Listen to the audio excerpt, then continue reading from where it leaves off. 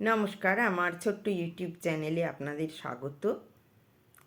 চ্যানেলটি সাবস্ক্রাইব করে পাশে থাকবেন, অনুরোধ রইল। আজ আমি আপনাদের শোনাবো হিতোপদেশের গল্প।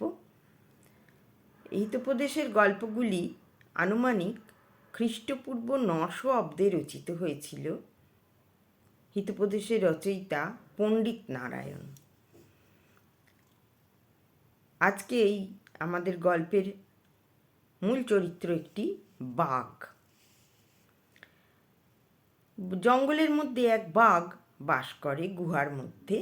সে খুব বৃদ্ধ হয়েছে, আজকাল আর লাফঝাঁপ করে শিকার ধরে উদর পূর্তি করতে পারে না। এদিকে খিদে তো পায়। একদিন সে বসে বসে চিন্তা করল যে কি করে বিনা পরিশ্রমে খাদ্য জোগাড় করা যায়।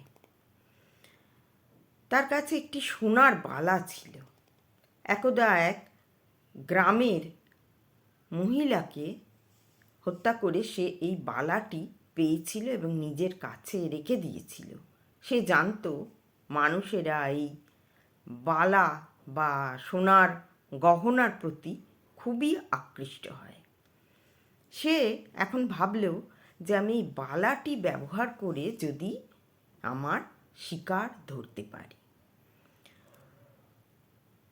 এই না ভেবে পরের দিন আস্তে আস্তে জঙ্গলের ধারে এক রাস্তার পাশে বসে আছে, হাতে আছে বালাটি। লোকে তাকে দেখছে, কিন্তু তার কাছে যেতে সাহস করছে না।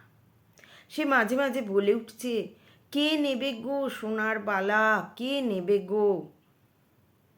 সবাই শুনছে, কিন্তু বাঘ যেহেতু কেউ বিশ্বাস করতে পারছে না। এক পথিক যাচ্ছিল, সে খুবই দরিদ্র। সে ভাবল সোনার বালা বাঘের মুখে, দেখি একবার কি হয়। এ বাঘের কাছে গিয়ে বলল, বাঘ বাবাজি, সোনার বালাটি তুমি দিচ্ছ কেন? বলছে, না, আমার তো এই সোনার বালা কোনো কাজে লাগে না, আমি তাই নিয়ে বসে আছি, যার কাজে লাগবে আমি তাকেই দিয়ে দেব। তাহলে তোমাকে আমি বিশ্বাস করি কি করে? তুমি তো বাঘ, হিংস্র পশু, আমি কাছে গেলেই তুমি যদি আমাকে মেরে ফেলো। বাঘ বলল, না না, আমি কেন মারবো? আমি মারবো না, আমি তো সোনার বালাটি দিতেই এসেছি। এক সাধু আমাকে বলেছেন যে তুমি অনেক হিংসা করেছো সারা জীবনে। তোমার সেই পাপে স্ত্রী, পুত্র, পরিবার সব মারা গেছে। এখন তুমি যদি দান ধ্যান করে নিজেকে শুদ্ধ করতে পারো, তবেই তোমার পুণ্যগতি হবে। আমি তার কথা শুনেই এই আমার কাছে যেটুকু সম্পদ আছে তাই নিয়ে বসে আছি দান ধ্যান করার জন্য।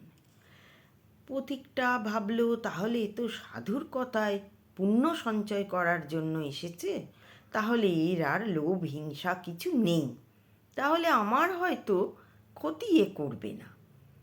পথিক তার কথায় বিশ্বাস করল, বলল, বেশ, আমি যাচ্ছি তোমার কাছে, তুমি আগে আমায় বালাটি দেখাও।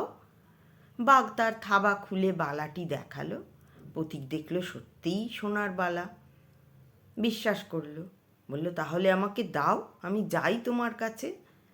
বাঘ বলল, শোনো, আমি শুচি হয়ে এইখানে বসে আছি যে দান করার জন্য, যাতে আমার পুণ্য হয়।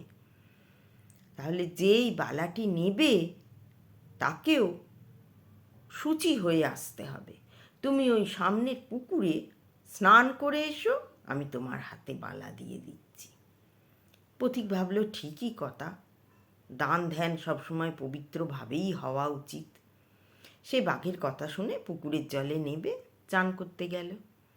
এদিকে পুকুরের জল ছিল পাঁকে ভর্তি।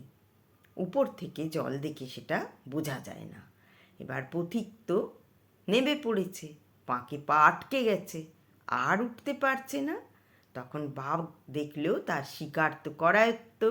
সে তখন ধীরে ধীরে গিয়ে পথিককে জল থেকে টেনে তুলে তার আহার সমাধা করল। তাহলে কি বুঝলেন? যে যার যতটুকু পাওনা তাইতেই সন্তুষ্ট থাকা দরকার। অধিক পাওয়ার আশায় অতি লোভও করা উচিত নয়, তাহলে সমূহ বিপদ ঘনিয়ে আসে। নমস্কার।